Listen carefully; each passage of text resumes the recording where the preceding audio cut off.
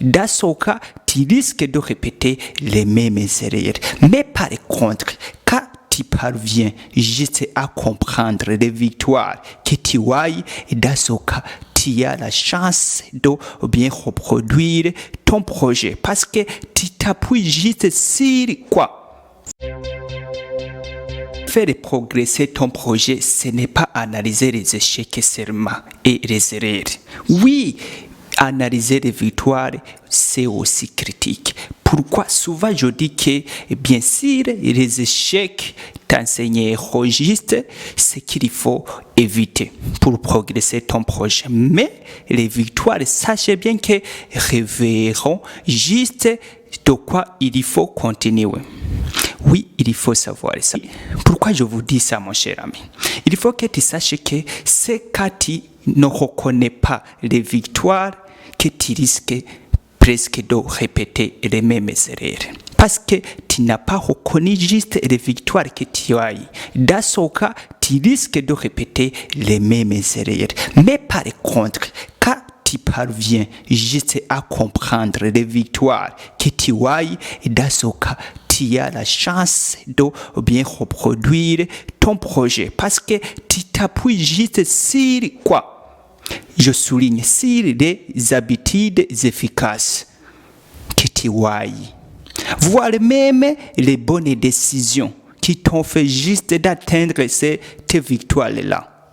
Pourquoi pas les stratégies qui ont fait fonctionner juste ton projet? Oui, dans ce cas, lors d'analyse des victoires, tu vas juste t'appuyer sur ces 3 points que je viens juste te partager, mon cher ami. Le premier point à savoir, c'est les habitudes efficaces. Pourquoi je vous dis ça? Lors de l'analyse des victoires que tu as, tu t'appuies sur les victoires. Mais par contre, si tu étais juste en train d'analyser les échecs, ici on peut remplacer là où il y a les habitudes efficaces, il y a juste les habitudes nuisibles lors de l'analyse des échecs que tu as. Vous voyez la différence. L'habitude efficace, pendant que tu es en train d'analyser la victoire que tu as, est comparable avec une habitude nuisible qui a fait juste chuter ton projet jusqu'à ce que l'échec entre. Vous voyez? Ici, on sous-entend une bonne décision qui t'a fait d'atteindre la victoire. Mais elle est comparable juste à la décision mauvaise qui a eu lieu jusqu'à ce que l'échec entre. Oui, c'est ça. Ici, on peut comparer la victoire, tout comme on peut comparer les échecs. Toutes ces deux choses font partie des enjeux trop critiques pour faire progresser ton projet.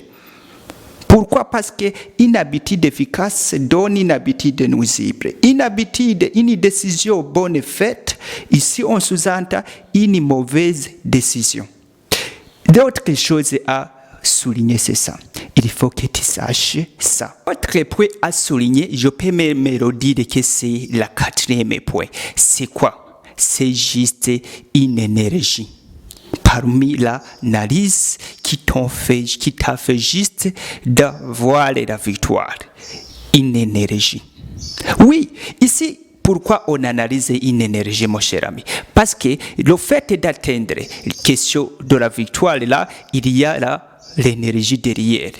Pour dire qu'elle est comparable avec les faiblesses que tu as juste pour que ton projet puisse avoir de l'échec. Ici, à souligner. Ici, on peut juste faire progresser ton projet juste en se référant sur des choses. Nous sommes dans le même contexte. Celui qui a déjà juste commencé le projet, nous sommes en train de voir comment on peut juste progresser le projet. Je dis d'une manière efficace, afin qu'on atteigne juste la réussite, le succès de ton projet.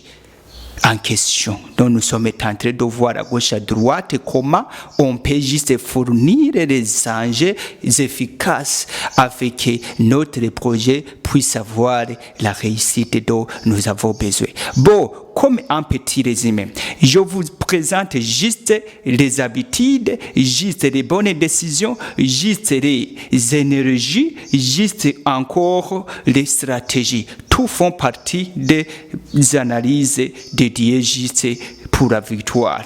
Bon, sont comparables avec les analyses dédiées pour les échecs dès qu'on a une habitude nuisible. Deuxièmement, dès qu'on a une mauvaise décision. Troisièmement, c'est là où on a juste des faiblesses. Vous voyez? Parce qu'on parle de l'échec quand tu as des faiblesses. Mon cher ami, à retenir un projet peut avancer juste en se référant aussi la victoire. Parce que peu de personnes ne sachent pas ça, que tes victoires peuvent influencer lors du progrès de ton projet. Oui, c'est ça. Pourquoi? Parce que beaucoup de personnes pensent que le progrès d'un projet se réfère sur l'analyse des échecs, sur la question de parler des erreurs. Mais nous venons de voir que ce n'est pas ça seulement, parce que analyser les victoires est aussi critique. Pourquoi? Parce que les échecs, juste enseigner juste comment ou bien de quoi il faut éviter. Mais par contre, les victoires là, juste te révèleront juste de quoi il faut continuer. Parce que ce sont les bonnes actions. Et puis, par les échecs, ce sont les mauvaises actions.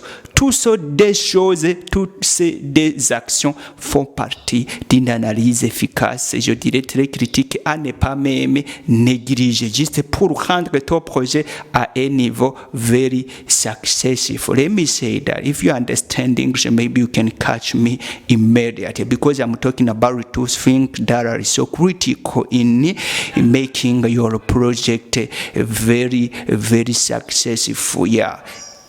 Here we can do in that way. Yeah. C'est ça que j'aimerais juste te partager, mon cher ami. Comme petit résumé, souvent je dis que c'est celui qui ne reconnaît pas juste les victoires et risque parfois de répéter les mêmes erreurs parce qu'ils ne sont pas au courant juste des victoires qu'il y a eu. Mais par contre, celui qui comprend bien les victoires, vous voyez, dans ce cas, il a la chance de reproduire, je dirais, son projet. Parce que tu te réfères sur les bonnes actions. En d'autres termes, comment dirais-je? Ici, on sous-entend ces questions juste dans surpris.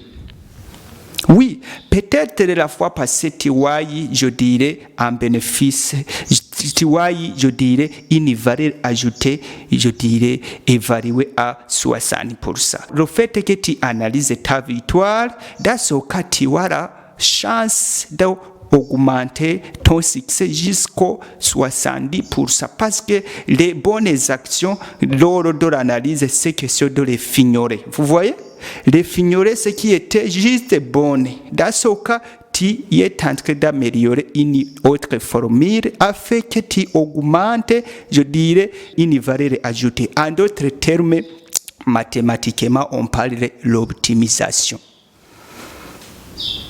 En d'autres termes, c'est l'optimisation. L'optimisation, dans ce cas, c'est question juste de jouer sur tes victoires. Oui, vous voyez, le fait que tu es en train de jouer sur tes victoires, tu joues sur les bonnes actions, les bonnes décisions, les habitudes efficaces, comme je viens de le dire, voire même tout enjeu qui est lié, juste pour que la victoire soit liée. Vous voyez? Dans ce cas, c'est l'optimisation que tu es en train de faire. Mais par contre, jouer sur les échecs, oui, c'est une autre forme d'optimiser ton projet. Mais dans ce cas, c'est question juste de soustraire, question juste de éviter, question juste de arriver ou bien autre chose, mais le sens des échecs, c'est le sens d'éliminer, je dirais, les enjeux que tu ne désires pas que tu répètes. Je dirais dans la nouvelle version juste d'amélioration de ton projet ou bien dans la nouvelle version juste de rendre ton projet bien progresser. Vous voyez, c'est ça que j'aimerais juste te partager. Si tu m'as bien saisi, mon cher, n'hésitez pas d'aimer et partager afin qu'on puisse grandir ensemble. C'est Yakoni. Merci beaucoup. Sois béni. C'est ça, la vidéo d'aujourd'hui est réservée pour ça. Bon, souvent je dis que, bon, n'arrête pas juste attendre mes vidéos pour que tu puisses les regarder sur les réseaux sociaux. Il faut que tu cultives l'habitude de toujours me suivre, d'être un auditeur régulier avec que tu regardes mes vidéos, spécialement si tu as déjà constaté qu'elles sont édifiantes. Vous voyez, c'est ça juste que j'aimerais te partager. Merci beaucoup. Sois béni. C'est Yakoni.